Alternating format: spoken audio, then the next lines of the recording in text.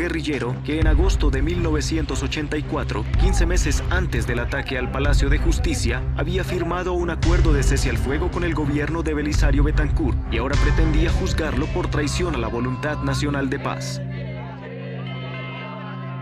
Los magistrados de la Corte Suprema de Justicia eran objeto de agresivas amenazas por parte de los cárteles de la droga ante su persistencia por defender la legalidad del tratado de extradición de colombianos a Estados Unidos. Los militares no ocultaban su malestar por las políticas de paz puestas en marcha en el gobierno Betancur y con el M-19 libraban una guerra aparte por el protagonismo que esta organización alzada en armas desplegaba en la vida nacional. Decenas de empleados y ocasionales visitantes del Palacio de Justicia, sede de la Corte Suprema de Justicia y del Consejo de Estado, trasegaban en la cotidianidad de aquel noviembre de 1985 con la incertidumbre de que algo podía suceder.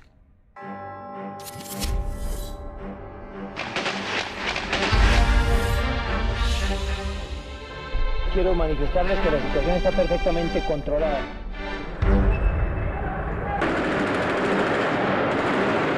A las 11:35 de la mañana del miércoles 6 de noviembre de 1985, con el objetivo de promover un juicio público al presidente Belisario Betancur, un comando guerrillero del M-19 se tomó por asalto el Palacio de Justicia de Colombia. El grupo ingresó por el sótano en un camión que había sido robado horas antes. Las Fuerzas Armadas reaccionaron con toda su capacidad militar y durante 28 horas, desde la Plaza de Bolívar, frente a la sede del Congreso y en el mismo entorno de la Casa Presidencial, se desarrolló un feroz combate que cambió la historia contemporánea de Colombia.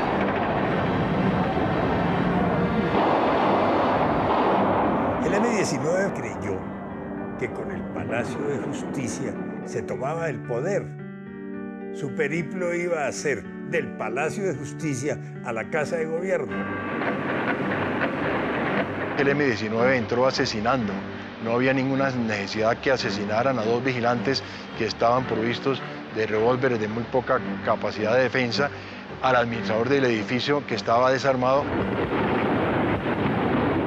Nadie iba a creer que el gobierno de Betancur, que había sido un gobierno que había dialogado, iba a tomar una decisión militar.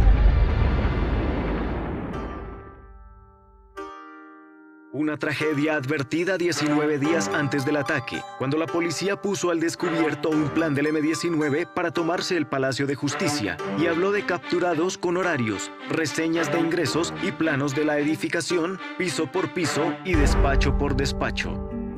Años después, Nilson Pinilla fue magistrado de la Corte Suprema de Justicia. En 2005, junto a sus colegas José Roberto Herrera y Jorge Aníbal Gómez, creó una comisión de la verdad para indagar episodios no investigados del ataque al Palacio de Justicia. El 18 de octubre de 1985 sale en todos los medios de comunicación descubierto plan del M-19 para tomarse el Palacio de Justicia.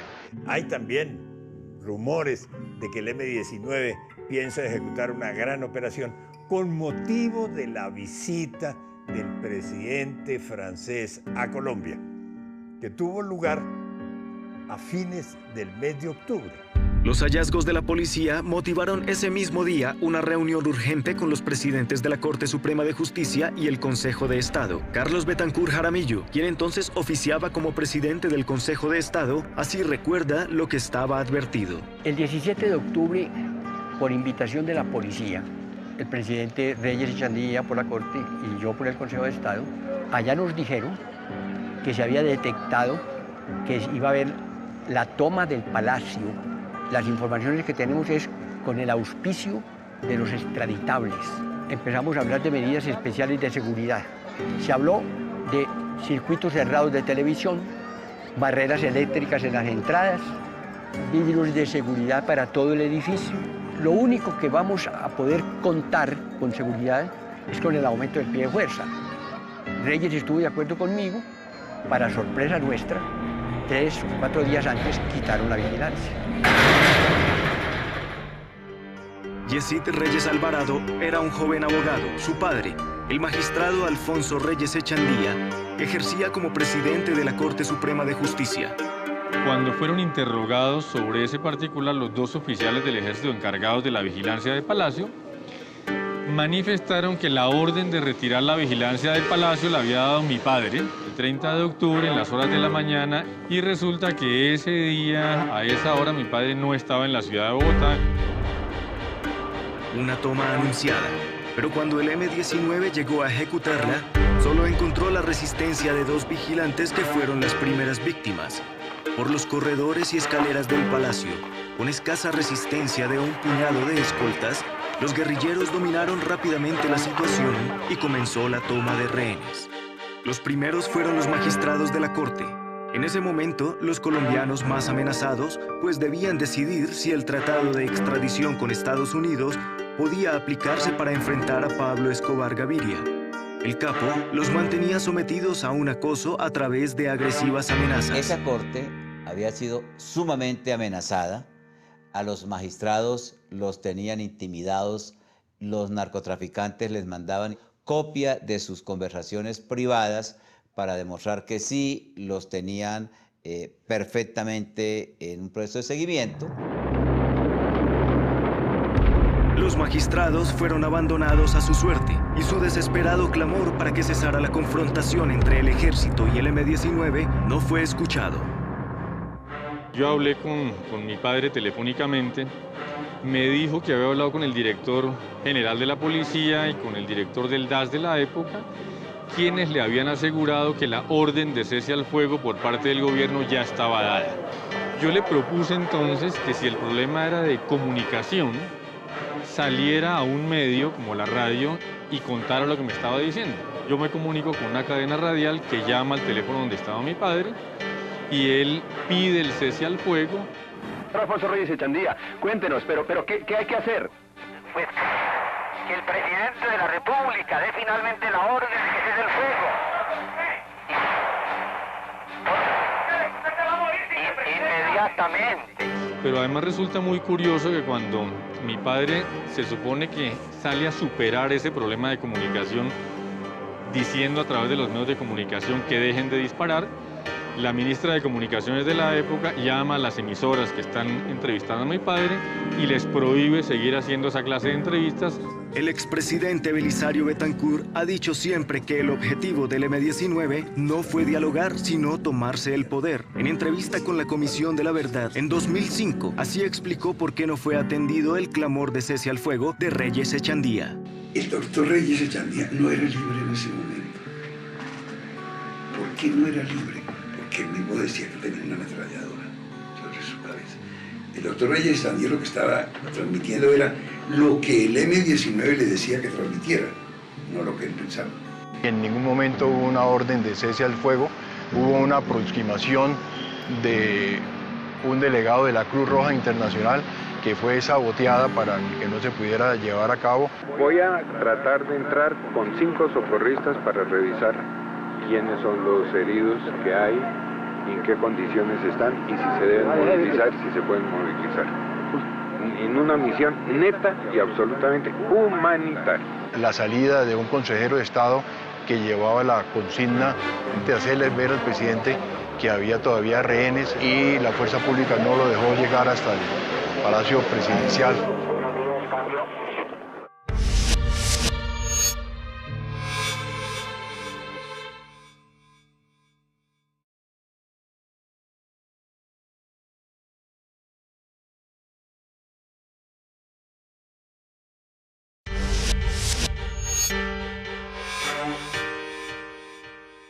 Jaime Castro oficiaba como ministro de Gobierno. Él, con los altos mandos militares y demás compañeros del gabinete, acompañaron al presidente Betancur a tomar las primeras decisiones en la Casa de Nariño. El presidente de la República nos va pidiendo la opinión a cada uno de los que estamos sentados en la mesa del Consejo de Ministros y cada uno va opinando. Y cuando llega a donde el ministro de Defensa, que es un general en servicio activo, él le dice: presidente, solicito su venia para hablar de último. Y cuando habla de último dice: bueno, estoy totalmente de acuerdo con lo que han dicho mis colegas los ministros civiles. Suspendemos el fuego si es bilateralmente que se suspende el fuego, porque es que el M-19 le decía al gobierno: no disparen ustedes. Nosotros nos reservamos el derecho de seguir haciéndolo. El presidente Betancur promovió momentos de diálogo telefónico, pero apoyado por sus ministros, decidió no negociar. Sus ministros de Educación, Comunicaciones y Justicia pidieron suspender operaciones mientras intervenía la Cruz Roja. Pero como esta mediación fracasó, se impuso el lenguaje de las armas. Desde el principio dije, vamos a dialogar, pero no a negociar, porque las solicitudes de los asaltantes no son negociables. Me he reunido varias veces conmigo mismo, a ver en qué momento perdí el control y lo asumieron los mandos militares. Lo asumieron los mandos militares cuando les delegué a ellos. Ustedes restablezcan la Constitución allá, respetando la vida de los rehenes y aún de los guerrilleros. El fuego nunca cesó.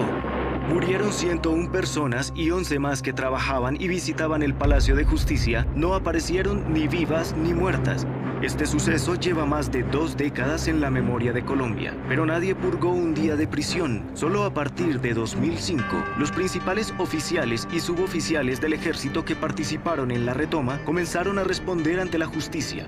Se investiga por qué desaparecieron 11 personas durante la recuperación militar del palacio, lo mismo que una guerrillera que fue vista en el lugar donde eran ubicados los rescatados. Un proceso judicial que ha vuelto a abrir heridas que nunca se cerraron y que hoy divide la opinión pública en Colombia entre quienes exaltan o reprochan la actuación de la fuerza pública. Los militares en este momento no están siendo juzgados por las actuaciones ocurridas durante la toma de Palacio de Justicia, sino por hechos absolutamente posteriores, que es la desaparición de las personas.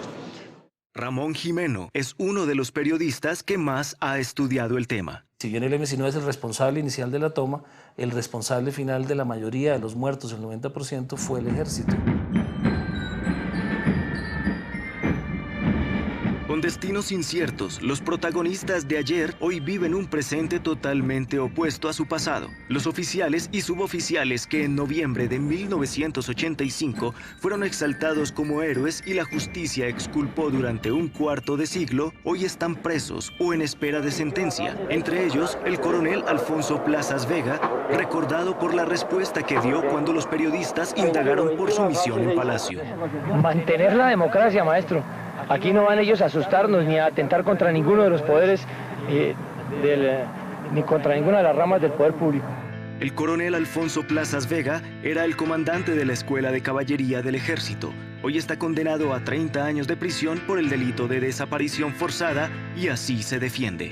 Llevo 3 años y 3 meses privado de mi libertad, violándome todos mis derechos humanos, coleccionando todo tipo de mentiras con un propósito de carácter político, de carácter vengativo por parte de los acusadores, que no son otra cosa que la expresión de los mismos asaltantes del Palacio de Justicia. La respuesta al ataque del M-19 fue inmediata. Antes de 10 minutos, con personal del batallón Guardia Presidencial, algunos policías y hasta un espontáneo particular, se inició la retoma. Desde el primer momento, la consigna fue responder a un ataque terrorista sin advertir que se había convertido en una toma de rehenes. Si la intención era rescatar a Dante, ¿por qué le disparan un cañonazo al frontis del palacio? Dieron para mí una razón que es risible, que ellos hicieron ese disparo para que el humo se pudiera salir por allí y la gente no muriera asfixiada. Esa fue la razón que dieron.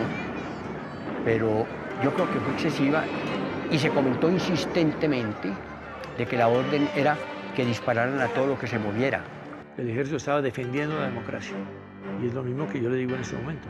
El sistema democrático, por el cual todavía, con todas sus imperfecciones, funciona Colombia, se le debe a la actuación del ejército en esos 2 días. Otra cosa piensa la abogada Ángela Buitrago, quien fue la fiscal que ordenó investigar a los militares por las desapariciones ocurridas durante la retoma. El coronel Plaza supo que se desplazaron a la Escuela de Caballería personas que posteriormente nunca aparecieron después de los hechos del Palacio de Justicia. Las pruebas consistían en una serie de declaraciones y testimonios en donde acreditaban que la persona que se encontraba al mando de la operación en un momento dado fue el coronel Plazas. De igual manera, audios y videos en donde registran que el coronel Plazas estaba muy al tanto de la información de las personas que salían como rehenes liberados del Palacio de Justicia. Ninguna persona de las que dicen que está desaparecida vino a la Escuela de Caballería, porque es que ni siquiera salieron vivos del Palacio de Justicia, como está siendo comprobado.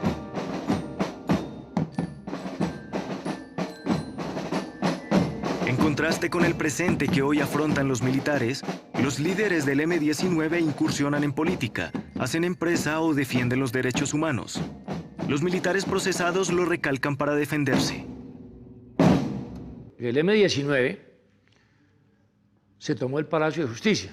Estamos hablando de las mismas personas que hoy en día detentan los cargos de gobernadores, parlamentarios, candidatos presidenciales. Es decir, aquí en Colombia se premió a los criminales y se castigó a los defensores del Estado de Derecho. 4 años y medio después del ataque al Palacio de Justicia, el M-19 entregó sus armas y 1 año después fue mayoría en la Asamblea Constituyente que expidió la carta política que hoy rige a Colombia. Ya no existe como organización política, pero sus exdirigentes hoy pugnan por el poder. Cambiaremos la historia de Colombia. Gustavo Petro pertenecía a la cúpula del M-19 y en la época del Palacio de Justicia estaba en prisión. En marzo de 1990 se desmovilizó con sus compañeros de armas e ingresó a la política con notorio éxito. En 2010 fue candidato a la presidencia de Colombia. El Palacio de Justicia está en ese corazón de esa historia contemporánea de Colombia. Si la decisión allí hubiera sido la paz, lo que hubiera acontecido es que el paramilitarismo no se hubiera desarrollado, que la Constitución del 91 no se hubiera hecho en el 91 sino antes, que en 1985 el Estado colombiano hace todo un esfuerzo para impedir que las ideas del M-19 se vuelvan realidad en su sociedad. Solo 4 años después, 1989, el Estado colombiano acepta una negociación con el M-19. El pueblo colombiano elige mayoritariamente al M-19 como constituyente y el M-19 termina siendo de manera protagónica la Constitución del 91.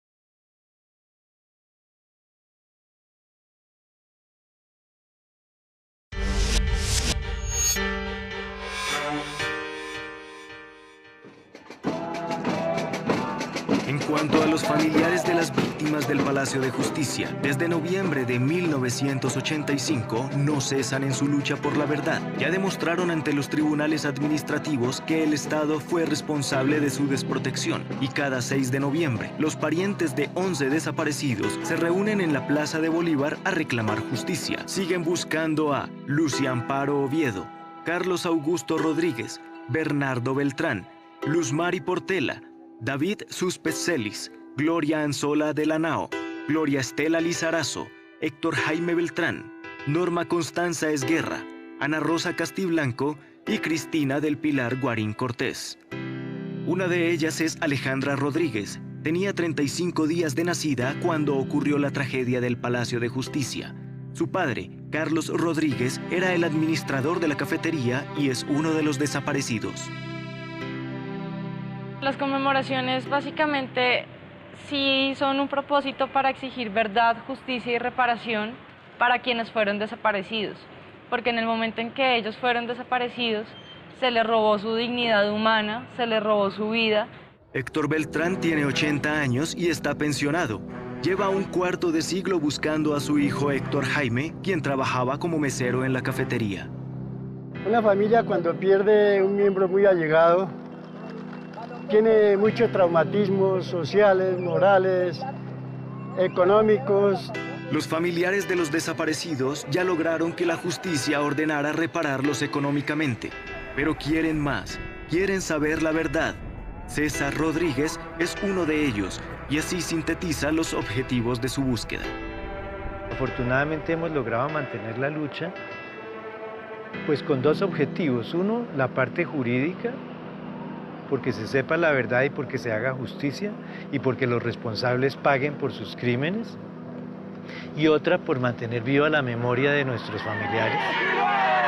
¡Que lo oigan los chulos!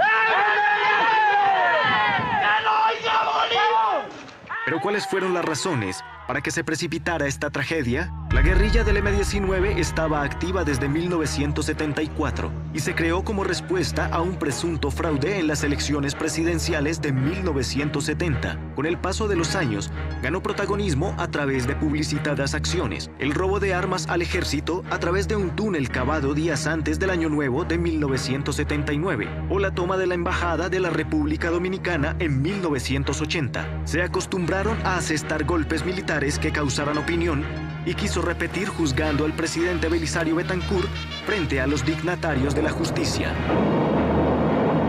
El ataque del M-19 lo que buscaba era darle la vuelta a la situación que ellos estaban viviendo, que era de derrota. Estaban acostumbrados a dar golpes muy escandalosos, de mucho efecto, de mucho impacto, y en ese sentido la lucha militar era simplemente una lucha publicitaria, no era un aparato militar organizado, sino era un aparato militar muy precario. El concepto del Palacio de Justicia era darle la vuelta a la situación de reversa en la que estaban a través de un golpe espectacular en el que esperaban cambiar la situación política. El M-19 estaba viviendo con el gobierno nacional un proceso de paz que se había firmado en agosto de 1984. Hubo un sabotaje político y militar, y el M-19 respondió un año después con una ofensiva militar. Durante el gobierno anterior de Julio César Turbay, entre 1978 y 1982, aplicando un severo régimen penal, las fuerzas militares habían llevado a la cárcel a los máximos dirigentes del M-19. Sin embargo, su sucesor Belisario Betancur, en busca de paz, prefirió impulsar una ley de indulto y los guerrilleros recuperaron su libertad. Desde entonces, el ejército y el M-19 libraban una guerra aparte.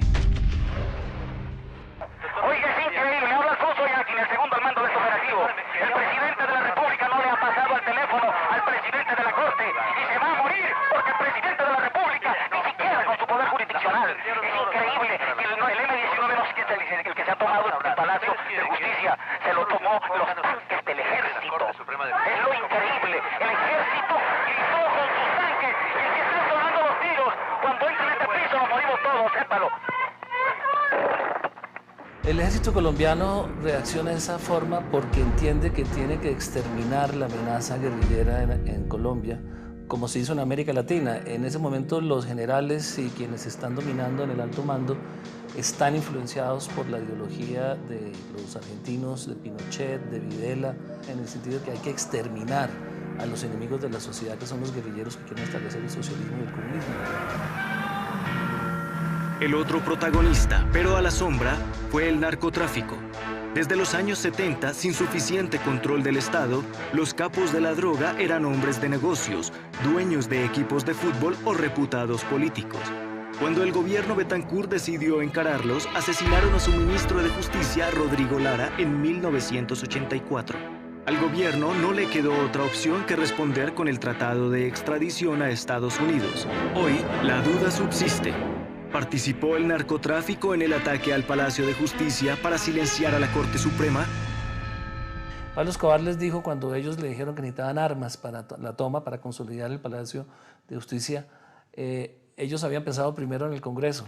Y Pablo Escobar fue el que les dijo, el Congreso es insostenible, el Capitolio tiene entradas por todas partes, necesitarían 1000 hombres para tomárselo y mantenerlo. Váyanse al Palacio de Justicia y hagan el mismo operativo en el Palacio de Justicia, que es inaccesible. La hipótesis sobre la alianza entre el M-19 y el narcotráfico para el ataque al Palacio de Justicia sigue generando controversia. Uno de sus máximos jefes, Iván Marino Ospina, públicamente atacó la extradición y mantenía contactos con la mafia. Desde orillas distintas, los protagonistas de ayer esgrimen sus argumentos. El contacto que tiene Iván Marino Ospina con Pablo Escobar y del cual sacan la conclusión de que Pablo Escobar financió la toma del Palacio, fue un contacto del M-19 para impedir que Pablo Escobar siguiera asesinando sus militantes. En el manifiesto que divulga el M-19, en el instante mismo del asalto, uno de los puntos claves es la no extradición. Los primeros rehenes que caen en manos del M-19 son los magistrados de dos salas de la Corte Suprema de Justicia, la Sala Penal y la Sala Constitucional. Esas salas estaban tomando decisiones sobre el tratado de extradición. 7 meses después de la toma, el Congreso absolvió al presidente Belisario Betancur con el argumento de que su conducta obedeció a un típico acto de gobierno. Y en enero de 1989, cuando se ordenó la captura de los 30 líderes principales del M-19, ya estaban en negociaciones de paz con el gobierno de Virgilio Barco. Un año después entregaron sus armas y su responsabilidad en el ataque quedó borrada. ¿Qué digo la justicia política? El Congreso, que prematuramente le dio amnistía al M-19 sin que se hubiera establecido claramente cuál había sido su participación. En 1992, 3 años después de aprobado el indulto al M-19, una jueza intentó revivir el proceso en su contra, porque el terrorismo no podía ser amnistiado. El Congreso tuvo que aclarar que el perdón judicial incluía los hechos del Palacio de Justicia. Una juez ordenó investigarlos a ellos con el argumento constitucionalmente válido de que las leyes de amnistía no podían comprender los actos de ferocidad, barbarie o terrorismo. ¿Qué hizo el Congreso? Inmediatamente, para salirle al paso de la juez, entonces decretó otra ley de amnistía. Con el M-19 el costo de incorporarlos a la vida civil era muy barato. Una amnistía y un ministerio y unos pocos puestos en el Congreso. Lo que quedan son las cicatrices de sangre, los hechos violentos, las víctimas, los soldados muertos por ellos, las víctimas civiles, la gente que pagó el secuestro que ellos cometieron, de muchos empresarios. Esas heridas son las que no se cierran, pero conciliar con ellos fue muy fácil porque estaban predispuestos.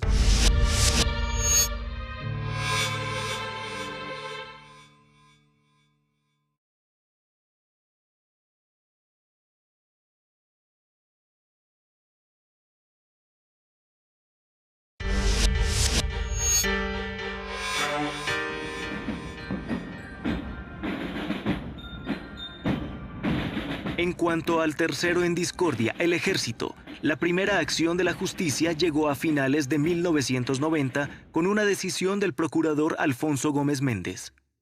Tomamos la decisión disciplinaria de destituir al entonces comandante del ejército, general Ares Cabrales, y al coronel Rubiano, porque se estableció que había habido exceso de fuerza, porque se demostró que no habían tenido en cuenta la vida de los rehenes, porque ahí ya aparecían las famosas comunicaciones internas del ejército. Marta le dice que él nota que la situación se enfrió, que necesita que haya acción, que haya ruido, que si necesita más munición le coloca toda la que necesite, pero que no le puede descansar, cambio. Pero aquí se está tratando de reducir a los grupos que están en el piso segundo, tercero y cuarto, a un reducto ya final, con el objeto de causarles la baja ya en ese sector, de impedir mayores destrozos, y todavía hay personal ajeno a la situación que está todavía acá. ¿Siga? A él dice que le preocupa esa situación de que no nos pongamos a pararnos en gasto de municiones o destrozos que hay que estacionar, pero que quiere que haya acción. Es obvio que cualquier comandante quiere una definición pronta y presiona a las tropas para que se tomen las decisiones rápidas, porque cada minuto que pasa hay un país expectante de tener resultados. La destitución de 2 oficiales del ejército en 1990 creó una enorme confrontación política entre defensores y detractores de la actuación de la fuerza pública. Esa polarización social hizo que algunos ventilaran la tesis de un pacto de silencio por ocultar la verdad. Produzco esa decisión y se me viene todo el mundo encima. Que lo que ocurrió aquí fue que la justicia política no permitió que funcionara la justicia real. y que hubo una especie de pacto de silencio y el establecimiento para que estas cosas no se investigaran. A mí me atacaron los expresidentes, los editores de los periódicos, todos los generales retirados, todos los políticos. A mí me hicieron un debate en el Senado. No hubo una sola voz en el Senado que apoyara la decisión del procurador. Eso le dice a usted todo. El pacto de silencio es una teoría del doctor Alfonso Gómez Méndez. No tiene ningún asidero, es la imaginación del doctor Alfonso Gómez Méndez. Pero yo creo que el doctor Alfonso Gómez Méndez tiene razón en que hay un pacto de silencio por parte del M-19 y los organismos de izquierda que están negando la realidad de su vinculación con los carteles de la droga y sus intereses de tomar el poder y acabar con nuestro sistema democrático. En ese momento el ejército respaldó a los destituidos. El general Arias, oficial que comandó la recuperación del palacio, demandó al Estado y el procurador Gómez renunció a su cargo. Ya gobernaba César Gaviria y para contener la arremetida terrorista del narcotráfico se validó una política de sometimiento a la justicia que permitió a Pablo Escobar entregarse a cambio de trato benévolo. La investigación por los hechos del Palacio de Justicia quedó inconclusa. Hubo una ausencia de voluntad política y de voluntad judicial en torno a la investigación y al establecimiento de justicia acerca de lo ocurrido acá. Siguieron 100 y más palacios de justicia. Esa alianza mafia, cúpula del ejército, política tradicional, que impide una negociación en el palacio y lo vuelve una masacre, siguió actuando a lo largo y ancho de Colombia. En medio de la arremetida del narcoterrorismo, el Estado se vio forzado a ocultar los rostros de sus jueces para que no los siguieran matando. Fue entonces cuando la jueza Clemencia García, en 1992, ordenó capturar a los líderes del M-19 ya convertidos en congresistas, porque no era viable indultar las acciones del terrorismo. Lo mejor era no investigar y estigmatizar al que investigara. La juez que tomó esa decisión está fuera de Colombia. Entiendo que tuvo que irse. La política acusó a la jueza de afectar la paz con el M-19 y terminó investigada. El M-19 fue blindado por otro indulto, pero un año después, en 1993, desde otro frente judicial, el magistrado del Tribunal de Cundinamarca, Benjamín Herrera, demostró la responsabilidad del Estado, la desprotección de los magistrados, el exceso de fuerza para recuperar el palacio o las pruebas judiciales que fueron borradas y dejaron evidencia de un desastroso operativo que el Estado terminó pagando. Siempre que esté en peligro la vida de un ser humano, el Estado no puede, sobre pretexto de cumplir un deber, por grande que sea ese deber, atentar contra esa vida.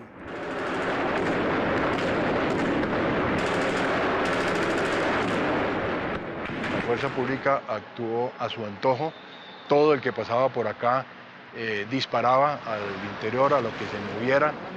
Hubo una descoordinación notable, hubo un exceso de fuerza, hubo una gran locura en la forma como se inició la investigación, porque muy rápidamente se procedió a remover los cadáveres de sus sitios, a quitar escombros y a lavar con agua, con lo cual las huellas que podían haber permitido esclarecer algunos de los homicidios, algunas de las muertes, fueron alteradas.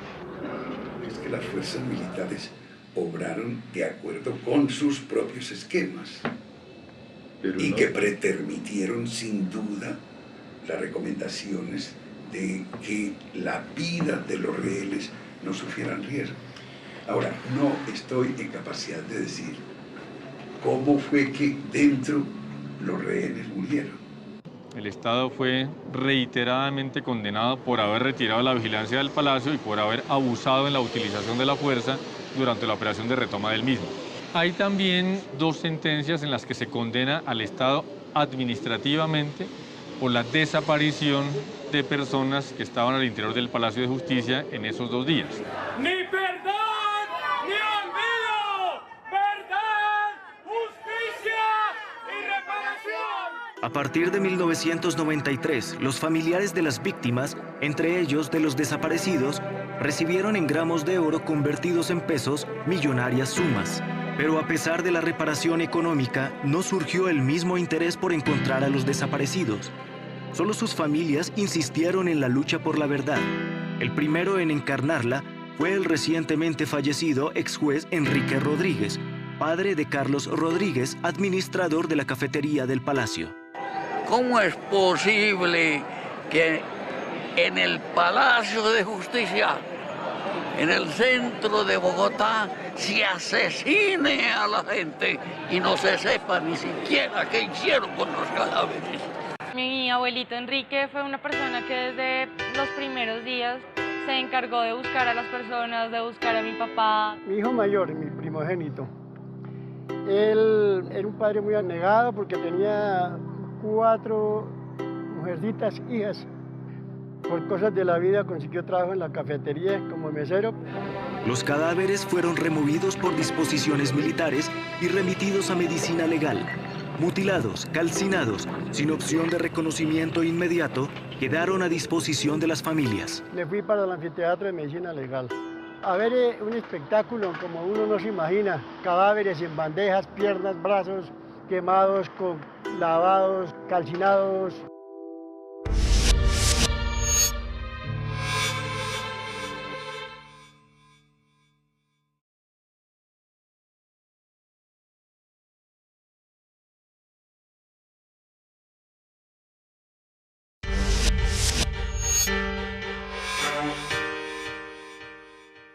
A las pocas semanas, a la búsqueda se sumó el penalista y defensor de derechos humanos Eduardo Umaña Mendoza, y a finales del 85, sus alegatos ante el Estado ya eran determinantes para que el caso de los desaparecidos no fuera archivado. Eduardo Umaña Mendoza era un abogado de derechos humanos que había trabajado en casos muy importantes y que se enfrentaba muy directamente a todos los poderes, al poder civil, al poder militar.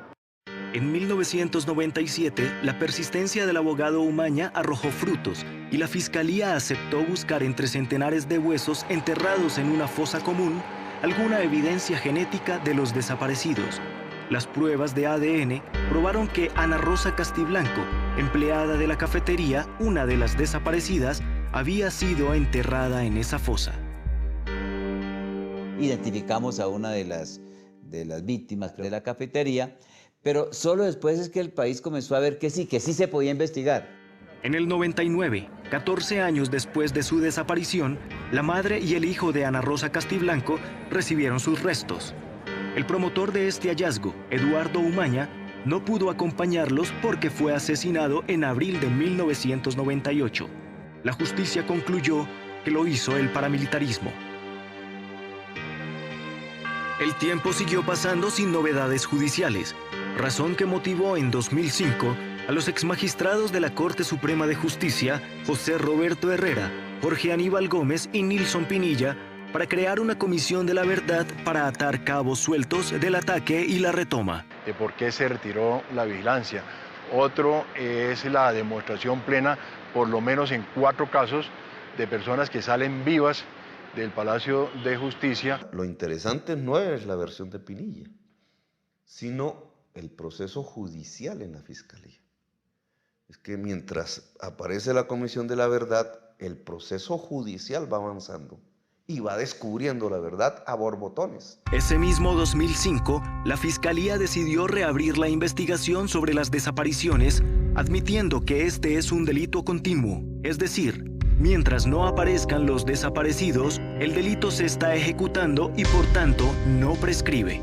A través de la prueba documental y de la prueba testimonial se ha establecido que la mayoría de personas que desaparecieron salen el día 7 de noviembre de 1985. También aparece un documento anónimo en donde hay manifestaciones claras y expresas que se están llevando las personas a la Escuela de Caballería, testimonios de algunas personas que fueron valoradas tanto por la Fiscalía como por la juez de primera instancia, a quienes se les da plena credibilidad, y a esas personas en particular narran hechos concretos en donde hay participación del coronel Plazas, del B2, de la Brigada 13 y de organismos de inteligencia del ejército de esa época. Se sabe que la guerrillera Clara Elena Enciso salió con vida del palacio y que años después murió de cáncer en México, que la guerrillera Irma Franco fue vista entre los detenidos y después se perdió su rastro, y que 11 personas más no fueron reportados ni vivos ni muertos. Aún así, hay quienes persisten en afirmar que no hay verdades ocultas. No hay nada secreto, nada no revelado. No hay desaparecidos y no hay retoma.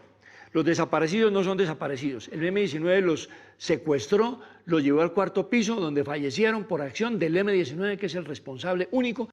Distinto piensa la justicia, y hoy responden los generales Jesús Armando Arias Cabrales, entonces superior militar en Bogotá, e Iván Ramírez, comandante de inteligencia, los coroneles Alfonso Plazas, comandante de la Escuela de Caballería, ya condenado, y Edilberto Sánchez, quien estuvo a cargo del personal evacuado del palacio.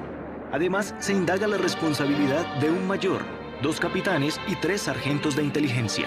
La Casa del Florero, sitio donde se dio el primer grito de independencia de Colombia en 1810, se utilizó como puesto de mando militar para concentración de rescatados y de sospechosos. El segundo piso se improvisó como sala de interrogatorios y de allí fueron sacadas algunas personas con rumbo desconocido. Había una selección previa desde el mismo Palacio de Justicia, en donde se entendía que había personas que habían sido denominadas como sospechosos por los mismos agentes de fuerza pública. Baste ver cómo las imágenes reportan personas que son acompañadas permanentemente por miembros de la fuerza pública.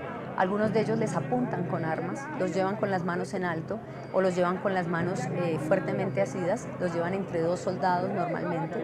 Son personas que están desde el primer momento identificadas o posiblemente identificadas como parte del grupo o apoyo del grupo, y esa razón me imagino que es la que obliga a que se trasladen las personas a las diferentes unidades de la Brigada 13.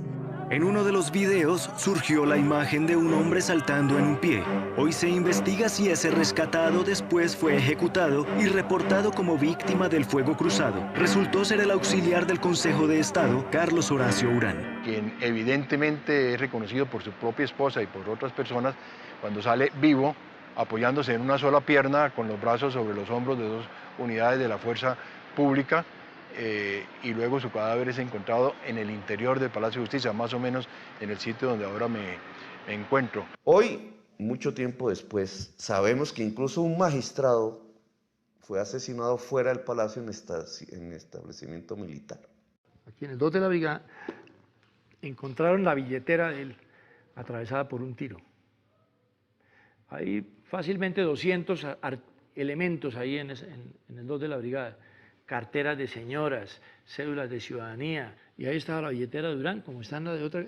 Entonces, ¿todas esas personas fueron desaparecidas por el ejército? No, lo que pasó es que cuando terminaron los combates, los señores de inteligencia se metieron a buscar cualquier cosa que pudiera servir de indicio para investigar quién más está metido en semejante horror, y guardaron esas cosas durante mucho tiempo. Entonces llega aquí una fiscal investigadora, encuentra una billetera en la brigada, y entonces dije, aquí está la billetera local, luego ellos la mataron. Bonita conclusión.